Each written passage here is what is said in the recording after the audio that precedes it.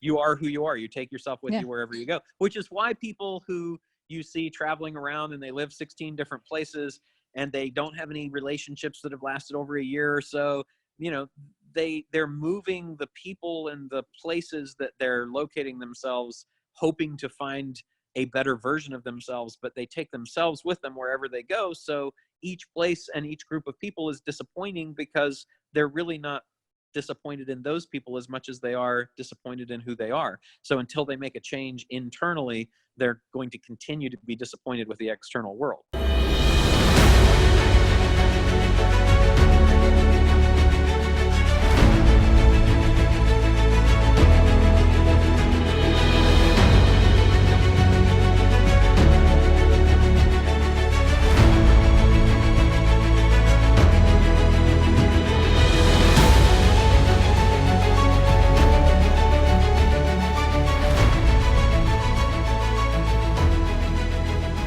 Hey there, welcome back to another episode of American Snippets. I'm your co-host, Barb Allen.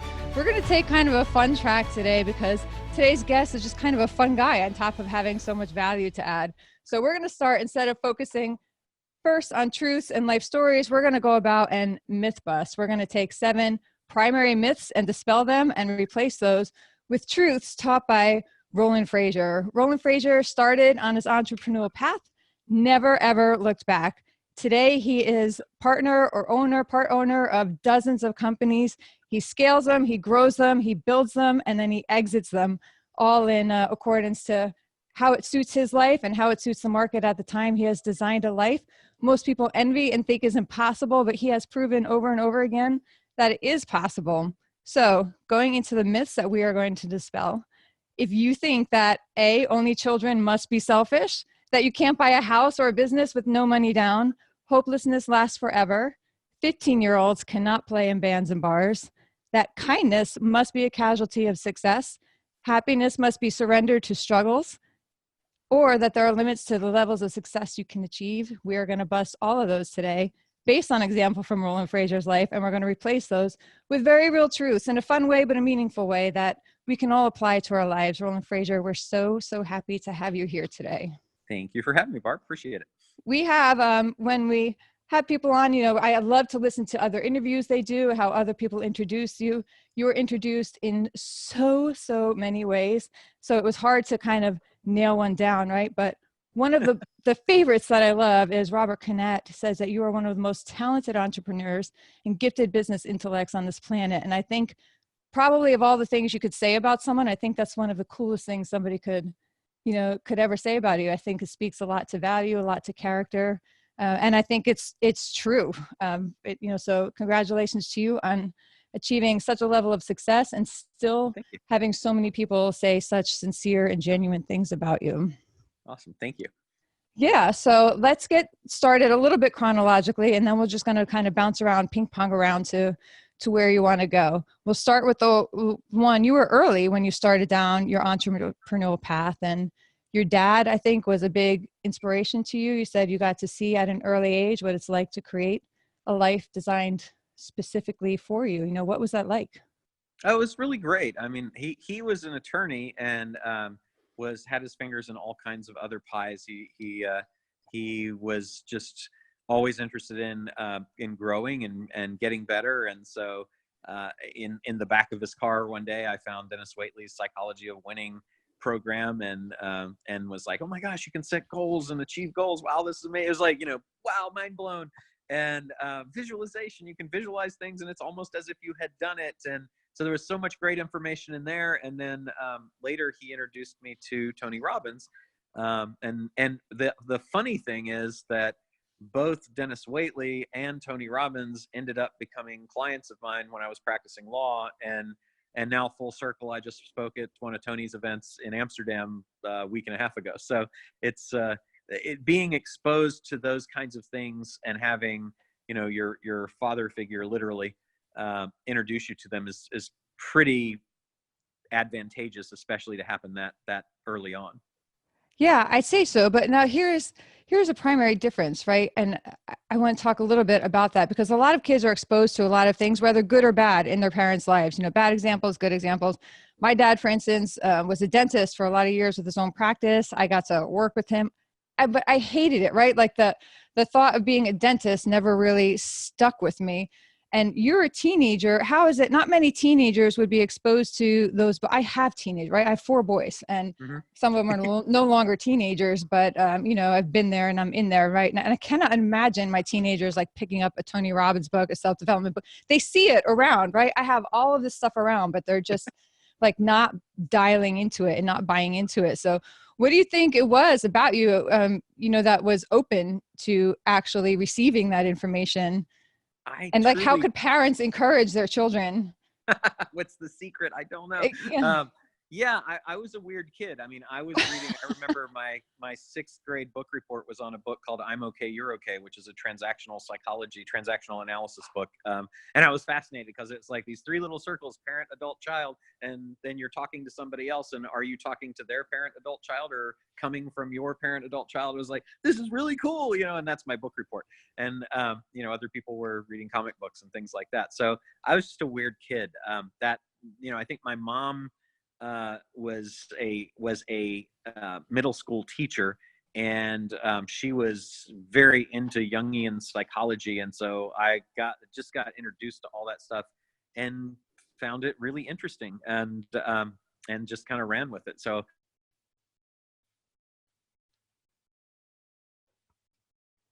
Lost him. Weird. So step 1, have a weird child. I have a weird child. Well, I got that down. Okay. All right. Right. I got a couple of weird kids. And then the steps 2 through 7, I'm not really sure about. And then step 8, they love Tony Robbins and that kind of stuff. All right. So I got step 1 and step 8. And then and then we're just going to make up the steps in between. Yeah, All right. And I know you've told the story before, but I'm not sure our audience has heard it. So just, quickly, it was kind of a joke about how only children are selfish, right? But it's a very real lesson in there, right? And it's very simple and simplistic. And I think it's something that you carried out throughout your life. You talk about that candy bar that you wound up sharing when you were a little kid, and that one little moment that stuck with you. Yeah, it was really funny. And it's funny because I was just talking to somebody about it yesterday. It was a big moment for me that I still remember sitting with 2 other kids that I was playing with, and we had a little corner. There was like a wall outside by a patio, and I was sitting down and I was sharing the candy, and I had always been a take the big piece kind of guy. And, and I don't know how old I was at this point, 6 years old or so, I guess.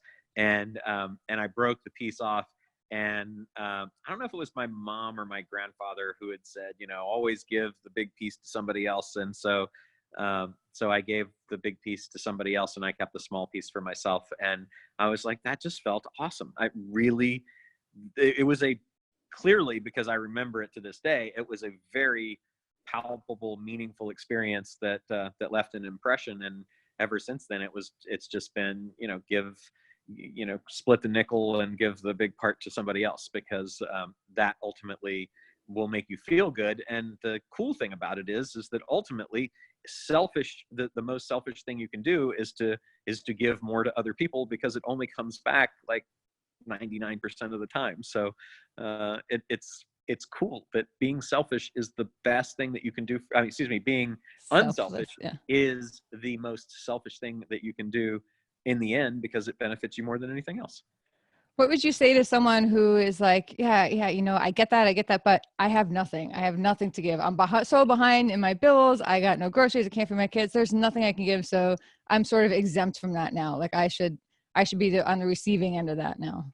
Yeah. So there's a good chance that the reason that you're in that situation, if you are, is that you're out of alignment with giving and putting good contributions out, making deposits into the gift bank that ultimately comes back. And so you can always give something, because if you are down on physical things, then you have time, and you can always give of your time. So that would be the thing that I would say is, where can you start giving back? And you can even give back in a way that would help you solve some of those challenges. So let's say that you're that you can't afford to buy groceries, then, if you were to go and say, give back by working at a homeless shelter on a food line or something like that, then you would have food that was available to you and your family. If you did it as a family thing to go down and volunteer, you'd have that in addition to giving of your time. And that would make everybody feel good. It would let you see that there are other people who are far worse off than you. There are always people that are far worse off than you. If you live in the United States, a lot of the world is just by definition worse off than you, no matter how bad you are here. So I think that it's just a mindset thing, as most things are, that you absolutely always have something to give. And the converse of that is, no matter who you are or how successful you think you are, that you always have something that you can learn from other people. So I think if you keep those two sides of that coin balanced, then you really serve yourself well. I think so too. That's a hard lesson to learn. It comes out so easily. And I know that, from experience and from people I work with, so that's why I asked you that question, because that's a lesson that I had to learn myself over too many years. And I'm telling you, if you're listening to this and you think it's a lot of bogus, he's 100% right. 100% right. I think it's, especially when you're the furthest down, that you have to just kind of reverse psychology and start giving. But I can promise you, it works. And your life is certainly a testament to that as well. And you just keep proving it over and over and over. So I think if you feel down, because life is tough, right? Life is tough. Now, I can give you the last 30 days of my life in a version that you would say, oh my gosh, that's terrible. Or I can give you a version that you would be like, yes, I can't even believe the success you have, right? So it's really focus and perspective. And so I think it's one of the keys is to be grateful for the things that you do have, even if it's a basic thing.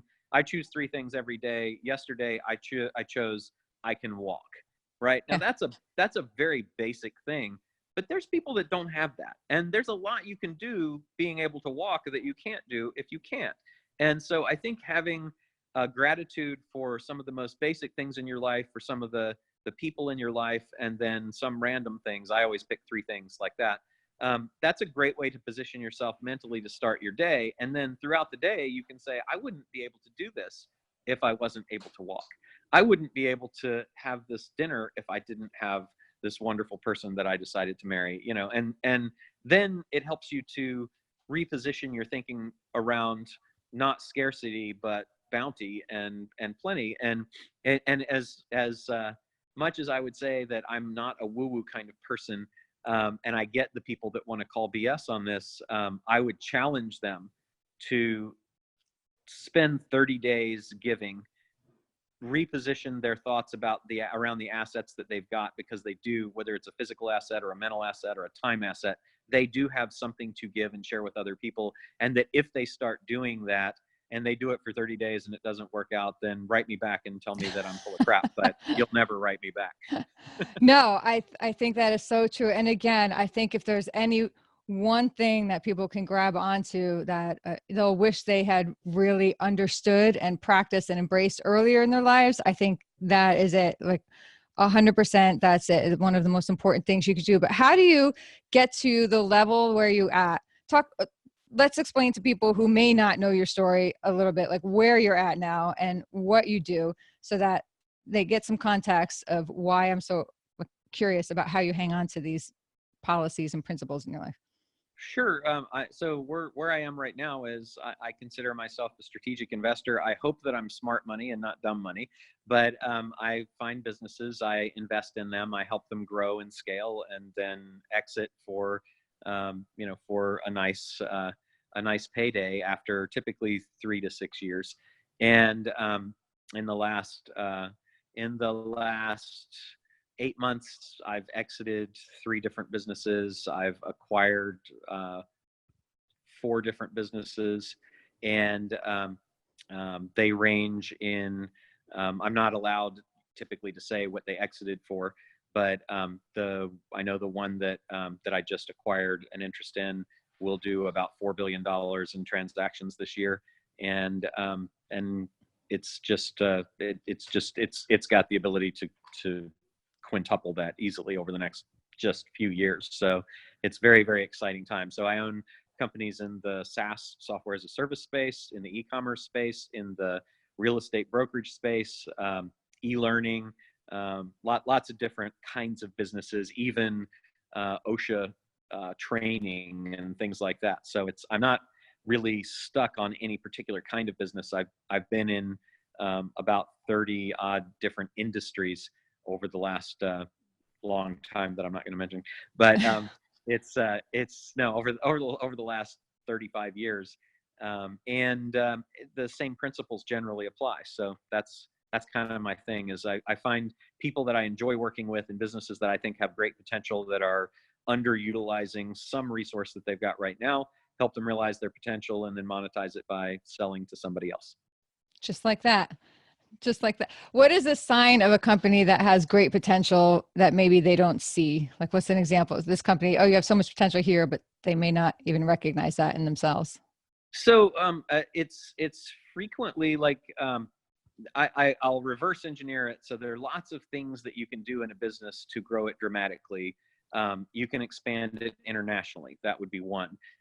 So an example of that would be I acquired an interest in a company called Digital Marketer. Digital Marketer had an event that I thought was very interesting. It was a fantastic event. It was the dominant event in its niche, and it only had 1,000 people that were attending at the time. I think 900 and some people. And so I knew that we could focus on that, grow it, get it to a certain level, and then geo-clone it, meaning you just take it and put it in the exact same event in different areas. And so over the last 6 years, I helped Digital Marketer grow that event. Last year, we sold it to Clarion Events, which is a UK company that's owned by Blackstone Group, which is the largest, I think it's the largest private equity fund in the world. And now Blackstone, we sold a controlling interest in it, so we still have an ownership interest. And now Blackstone is funding the geo-cloning of it with us running everything. So it's kind of a cool partnership. Another example would be a real estate company, Big Block Realty. Big Block Realty right now has about 1,000 agents and is only in California, but is in the process, because it's grown. It's been on the Inc. 500 list as the number one fastest growing real estate brokerage in the country for the last several years. And it hadn't even franchised yet. So franchising is another way to grow very rapidly. Franchising is well respected as a way to grow in the real estate business. So we're in the process of, we've just getting all of our regulatory approvals now to franchise and go nationwide and then globally. So that's another way. It's just looking at, there are several proven paths to growth. And so you just look and say, is this company a company that is on a track to be able to grow in one of about 44 different ways that I've identified that you can do that. And if it checks that box and the people are cool and fun, and I think it has great potential and a great team and a great culture, then that's a good recipe for success.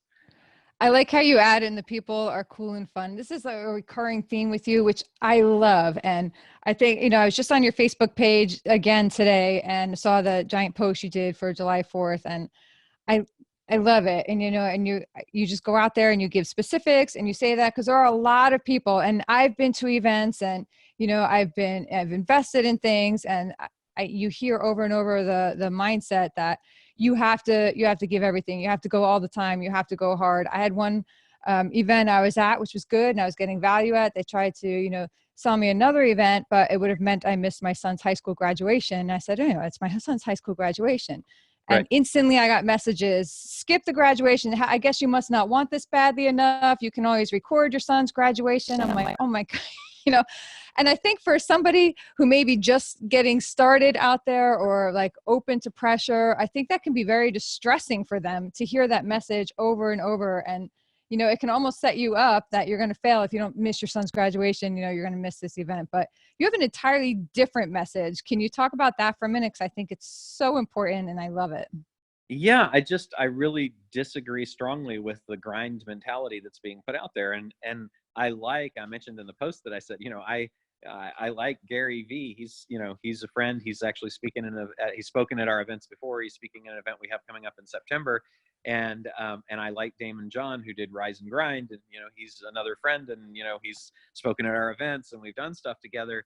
But I think the message of grind, grind, grind is, number one, it's not for everybody. And I think the very first thing is that no lifestyle fits everyone. So if someone's telling you something that doesn't resonate with you or feels in the slightest bit off, read the book Blink by Malcolm Gladwell, and where he says it's you can sense whether something's right or amiss just from your intuition from looking at something. The museum curator can have a fake statue come in and be told it's a Da Vinci and look at it and say, I don't know what it is, but something doesn't seem right. And they're right almost every single time, because their whole experience and their whole makeup and mentality from all of the years that they've been alive tell them that there's just something that's out of whack with that.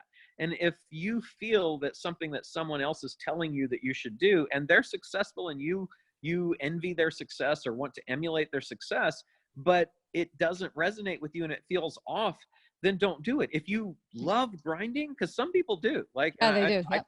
I don't doubt that Gary Vee, even if he complains about it the whole time, he loves it. Yeah. Loves it. Right. Yeah. But if it is a grind, which to me is like, it just doesn't feel right. If somebody's telling you doesn't feel right, then recognize that and acknowledge that that's just not right for you. Nietzsche said, one of my favorite Nietzsche sayings is, my words are not for their ears, right? Their words are not for your ears if they go against what you feel inside. If you don't feel good inside about something, then listen to yourself, right? That's the first thing. And then the second thing is that my experience is, and there are certainly people who are far more successful than I am who advocate grinding, but there are other people who are far more successful than those people. Richard Branson's a great example. Richard Branson spends his time on Necker Island and, skis and hangs out and changes the world in good ways.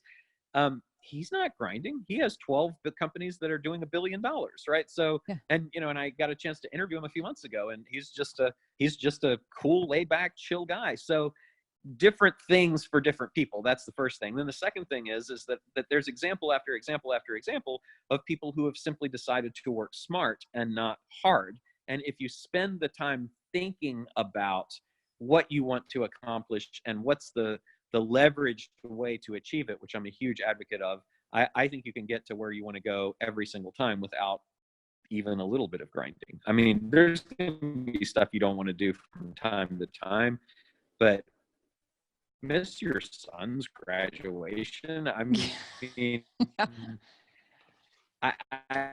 to me, it's like, well, go to the next. They probably hold 16 times a year.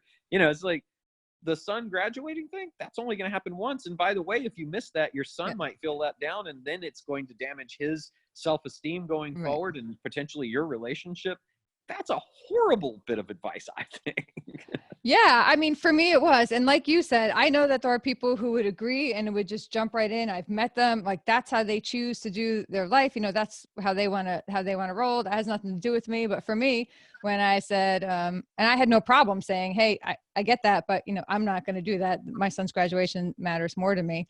They just like, it was like almost an attack. And I just stopped doing business with them. Right. So, but I think that was an important lesson. I think maybe 5 years ago or 6 years ago coming in would have felt maybe pressured, and actually conflicted about it instead of just clear about it. So I love that there's people like you coming out and giving the opposite message. And I think it's a matter of finding the message that fits you, like you said, and going with it, but being comfortable with going with it. And there's a solution too. So what's cool is that the cool thing is that we know that there are people that enjoy doing that stuff. So, as I mentioned in that post, partner with those people, employ those people, contract with those people, and let them do the grinding. Yeah. I know. I love it. It is all good stuff. Let's talk. You mentioned a couple things in there that I want to dig on. You mentioned, so one, you did interview Richard Branson. And then the other about the businesses that you grew and how you grew it. And I know that interviewing Richard Branson is something that was probably a pretty cool moment for you and an event for you. And it's an accomplishment. Not anybody can just go, get him right for an interview. And even you, like someone, even you, like in the level that you're at with the connections that you have, everybody that knows you, like you still had to work it a little bit. And I think there are people who just assume that when you get to a certain level, you don't have to work anything. Like everything's just going to come easy to you. Or B, if it doesn't come easy to you, then it's not worth having at that point. So I'd love if you talk for a minute about how you're still open to working around systems and navigating, seizing opportunities and leveraging moments like you did to accomplish that. And it was just something that you wanted to do. And so you found a way to do it. Yeah, it was something that I wanted to do. And it's really funny, when I was coming back from London before I did that interview, I was sitting in the airport in the lounge at Heathrow, and I thought about all of the things that had to happen in order to make that make sense, because it cost quite a bit of money to have him come out and do that. And I was thinking, there's a thing that I called it butterfly leverage, because it's each flitter of or each level or ripple of the thing that you want can lead to other things that can then circle back and make the thing that you want possible. So for the example there, he was quite expensive. You have to make a very large donation to his foundation to have him come speak. So we know that I had a budget to work with from the event that was half of what I needed to have him come out. So I needed to generate an additional half, and it was a good bit of money. So how could I do that? And I said, well, one thing that I can do is when I have him come out, I can say, well, if you'll stay longer. And I had done this before with William Shatner and a bunch of other celebrities. I always try to get them to come for 4 hours so that I have the ability to do a reception. Plus I have the ability to spend some time with them to get to know them, just in case there might be a deal in the works. Right. Yeah. So, and then I'm dealing with them, I'm dealing with them, I feel, as an equal, even if they're wealthier or more successful or more popular or more well-known or whatever than I am. We're sitting down at a table to break bread. That's the ultimate kind of just get to know you kind of situation. So that was what I wanted to engineer. And then I said, okay, well, if I engineer that, I want to have time to spend time with him. I want to have time to interview him. What can I do that will leverage this, that will also provide additional value to the people who are coming to the event and value to the businesses and help pay for it? So the very first easy thing was, I'll do a reception. And so I had 20 people who paid $15,000. I said, okay, you can meet with Richard Branson. We're going to do a reception. He said, absolutely. I'll come around. I'll have wine. I'll talk with everybody. I charged $15,000 a piece, and I sold 20 spots, which gave me the extra $300,000 to pay the rest of his fee.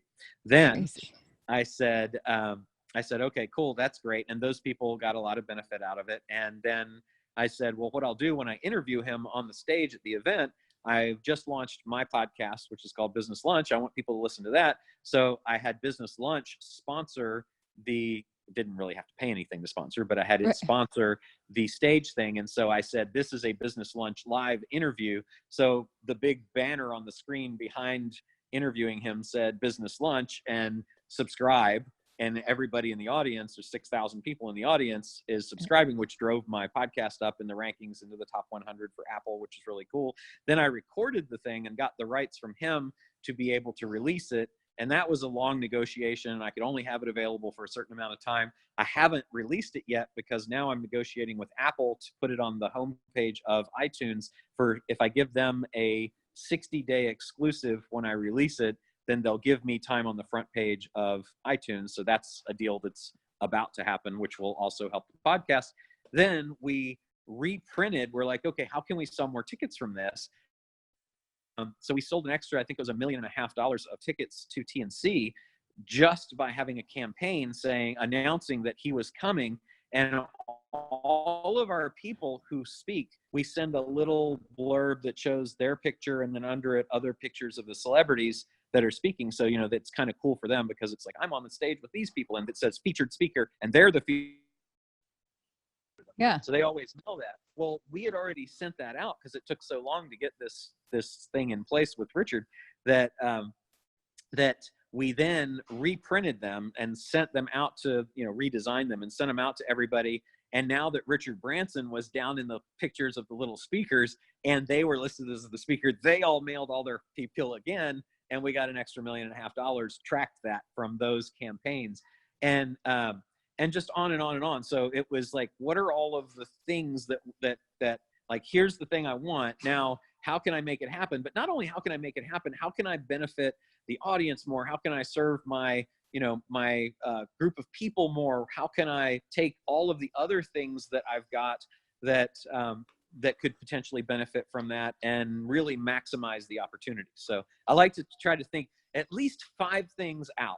What's another thing that I can do? Great, I can do the reception. What's another thing I can do? Oh, I can promote the business lunch thing. What's the next thing I can do? I can sell more tickets. What's the next? That's to me, the butterfly leverage. And if you're thinking that way, there's always 3 or 4 or 5 things that you can do that you wouldn't have thought of if you hadn't just taken the time to think about it, and you wouldn't have thought of it if you were grinding out something else the whole time. Yeah, all true, all true. And it's so important, I think, to take one opportunity or one moment and look on all the different ways you can grow. It's easy to get in a rut. Like functional fixedness, I think, is the concept, right? Where you just look at one thing, say, oh, that's it. And there's no other possibility to grow that or change it into something else. When in reality, every opportunity has so many other opportunities that you can create from it.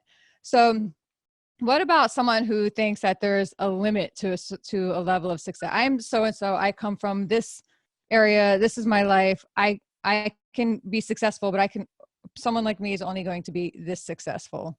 What would you say to that person?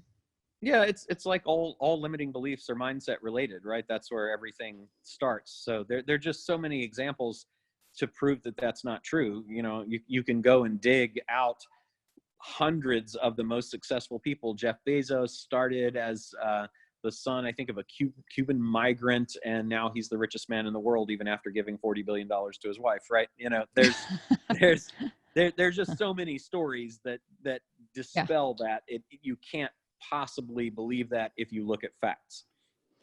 What about people who are going through a tough time? And if you're open to sharing your story, I found it so interesting and so moving. There are people, you can get into a place where you feel so hopeless, you feel so lost, you feel like that is going to last forever. I was there after my husband was killed, and I was in the midst of all this trauma. So I can relate to that. No one can relate to anybody's specific story, but you can relate to feelings and mindsets. And I understand what it's like to be in a place where you think that hopelessness is going to last forever and you're never, ever going to find new joy or be happy again.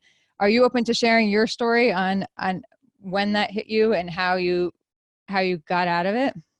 Yeah, I had a challenge where I ended up going to jail for 5 months as a result of being not a good listener to things that I'm not a good. What'd you do? Person with authority. I was practicing law, and I had basically I helped people with asset protection, and there were rules on reporting, and I did not believe that you should have to tell the government what you were doing with certain things, and so I told my clients that they needed to make these reports, but I didn't follow up with the level that I should have. And ultimately, when you see the United States of America versus you on a petition, you're like, that's not really great. That's not ideal. Yeah. No. And so I settled that, and I went to jail for 5 months. But in the couple of years that it took for that to happen, it was a very, very dark time. I lost lots of friends who maybe weren't friends. I was certainly in a bad place to be a friend. And my wife left me, and my business fell apart. So it was a really, really tough time. And I thought about not wanting to go through that, not wanting to be there. And I remember it was a pretty good period of time, maybe 12 to 18 months of experiencing that and going through that process, and wrestling with it and thinking, is this something I'm ready for? And could I handle, this thing that is going to come down the pike at me? And ultimately, I remember sitting in a little church in a small alcove in Denmark, in Copenhagen, and thinking about it. And it wasn't like a religious experience. It was just kind of a realization that everything is going to be okay. And I have the decision of whether to go through this. And millions of people have gone through this before for far worse times than me, for far better reasons. Nelson Mandela would be a great example, right? Here's somebody that did it working not in the selfish interest of, of a profession, but in trying to free a people from a horribly oppressive system of government, and did it for years and years and years, and then came out and had this amazing life and everything beyond it. So life does go on if we choose to allow it to. And, the most selfish thing you could ever do, the ultimate screw you, is to take your own life. And you can't ever come back from that. And how does that impact everybody else? And would it be possible to serve other people while you're going through this challenge? And I decided when I went into the federal thing, I decided I wanted to volunteer time to teach people English, because that's always been something that's been very strong for me. And it turned out that there was a posting that said English tutor wanted, and I went up to the counselor person and said, hey, I'd like to help with that. And it turned out that it was a job, not a volunteer thing. Now, a job in there pays, the top job I think pays 27 cents an hour. So so it wasn't, you don't do it for the money unless you don't have any. But what it did was, everyone normally starts on the food line, which is a very nasty job, very, like cleaning, mopping bathrooms and floors and things like that, which is good work, but not something I would consider pleasant. And I got elevated past all that. She was like, well, normally you have to do this, but you're obviously overqualified for this, and so I want you to do it. And so you can have it, which was amazing. And so I got to actually teach people GED English, and it was a really great and rewarding experience. And I would never have done that, even though I had talked about it for years and years. I don't think I would have ever taken the time to do it if I hadn't been ripped out of my comfortable life and put in this other thing. It also taught me sleeping in a warped, used futon on top of a metal bunk bed with cinder blocks around me and 200 and some other guys around me. It taught me that it doesn't really matter what I have around me. I can be happy without physically nice things. I like them. I absolutely like them, but it's clear to me that I don't need them. And so it's really great that I decided not to end my life, because had I done that, I wouldn't have learned the things that I learned. I wouldn't have had the experiences that I got there. And I wouldn't have also reinvented my life, because I was practicing law and I was pretty bored with it at that point. I'd been doing it for 12 or 13 years, and I had been married in a marriage that was fine, but it was like being married to my sister. There was no passion or, anything like that. And which I take responsibility for too. Just that was where my life was. It wasn't like, from the outside, you would look at it and say, wow, that's incredibly successful. But from a happiness and fulfillment standpoint, it wasn't terribly happy or terribly fulfilling. It wasn't unhappy. It just wasn't, it was mediocre. Amazing. Yeah. And I, had, my wife was older than me at the time, and we had decided not to have children. And so I, wouldn't have ever had the opportunity to have children. So when I got through that, came out of that experience, I was able to remarry to someone who I'm absolutely passionate with. And I inherited 2 children. So I got the whole parenting experience, which has been amazing and challenging and amazing and challenging. And I got to do a way more interesting career to me that requires me. I used to dream about, wouldn't it be cool to have as your job that you had to go to Israel and you had to go to, Europe and, South America and Asia, and all of those things are part of my career now. So it's great to me to have had that experience also to share with other people who are going through hard times. And I've had people approach me and say, gosh, I'm facing this really horrible thing and I don't know what to do. And talking about that with them helps them. So that gave me another gift to be able to give back, to help other people hopefully make good decisions about, how to deal with challenges that are facing them as well. That's awesome and powerful. I knew most of that. I didn't know some of that. So thank you for sharing that with those stories. I think really, really do help people when you hear that thing and you hear what somebody else has gone through. It just, I think, gives you strength. Certainly hearing those stories and meeting people like that are what kind of added to my own kind of arsenal to combat what I was going through. So yeah. I love getting the opportunity to hear those stories and share them. So thank you. Yeah. Did I see correctly somewhere Did you meet your wife now on Match? Yeah, we met on Match.com. It's really funny. She signed up for a free trial, and Yeah. she said she identified 3 people that she was interested in, and she ended up picking me to go out with. And we met on her free trial. She never went out with anybody else from it. We ended up. Wow, that's a really good value. Yeah, no kidding. I was like, that's a story Match should grab and roll with. So it was funny though, because our first date, we went, and I had never really, I was looking for someone, and I wasn't probably in the best place to meet somebody, but having kind of everything else in your life fall apart, you have to do something. And it was really funny because our first date, it ended up lasting like 4 or 5 hours, the dinner. But she said, I have cancer and I'm not sure I'm going to live. And I said, that's okay. I'm going to jail, so we're good. And it was really funny. Oh So man. neither of us had ever told other people that, because we'd never gotten close enough, and certainly on a first And you date. didn't put that in your profile either. No, that can inhibit your ability to have people meet you. But it was really cool. So it was a very honest, transparent dinner, and we ended up falling in love and getting married, and now we're about to have our 10-year anniversary. So it's pretty cool. That's amazing. I love it. I met my fiance on Match too, so I love hearing those other stories. And so when I see things that you say, he had in his profile, I do what I want when I want. And the mindset that I was in then, I was like, what a spoiled little brat that sounds like. And I just kind of put him off. I was like, I'm not dealing with anyone like that, right? But now, as you get to learn more and see more, I know exactly what he was talking about. And you say the same thing in different words, that you just created a life that you love by, a reality that you love, which I think is what he was saying, but it's not how I interpreted it, right?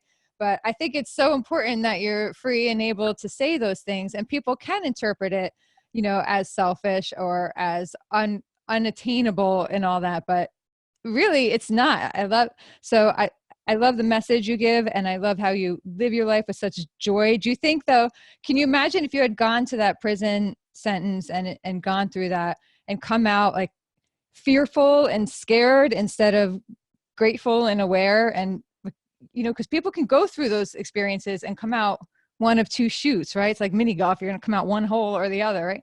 And you zigged when you could have zagged. And do you ever think back on that, or did it just kind of come naturally to you? Was it just the way you were going to come out? Yeah, it's a great question. It came naturally, and somebody else who had been through an experience that told me later on something that I think is absolutely true, because I saw it when I was there, is that you are who you are wherever you go, right? So you are who you are in there. If you are a fearful, scared person who thinks the world's out to get you, you will absolutely find that in there, but you'll find it out here too. And so, but if you're kind of a take responsibility, I'm going to make the best of it kind of person, then you can make the best of it. And it's not horrible. It's not something I would choose, but it's, you are who you are. You take yourself with you wherever you go, which is why people who you see traveling around and they live 16 different places and they don't have any relationships that have lasted over a year or so, they're moving the people and the places that they're locating themselves, hoping to find a better version of themselves, but they take themselves with them wherever they go. So each place and each group of people is disappointing, because they're really not disappointed in those people as much as they are disappointed in who they are. So until they make a change internally, they're going to continue to be disappointed with the external world. Excellent. Love it. Thank you very much. As we wind down, I'm going to ask you a question that is very important to us, and one of the primary drives for us to get this going. I'm a military family, so my husband was killed in Iraq. I have deep ties to the military community. So for me, I love seeing people take advantage of everything we have in this country and utilize it and project the energy that you project back into the country. I think it's a gift. And for me, it makes it all worth it. But more and more in the news, we kept hearing how the American dream is dead, all the opportunities are dead, and we don't believe that's true.